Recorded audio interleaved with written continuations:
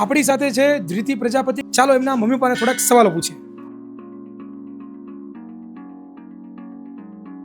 બેન, તમારી દીકરીનું આવું સારું પરિણામ આવ્યું છે તો એને કેવી રીતે આખું વર્ષ મહેનત કરી? એને મહેનત તો આમ જોઈએ તો એની જાતે જ કરી છે. એને કોઈ દિવસ કેવું નથી પડ્યું કે આવી રીતે કરે. એની જે દૈનિક ક્રિયાઓ છે, સવારમાં ઉઠી એટલે પછી એની દૈનિક ક્રિયાઓ પતાવી અને એનું ટ્યુશન છે, આ છે, હોમવર્ક છે, એ બધું જાતે કરી લેતી હતી. Okay, thank you. હવે આપણે એના પપ્પાને પૂછીએ. સર, ધૃતિ આખું વર્ષ કેવી રીતે તૈયારી કરતી?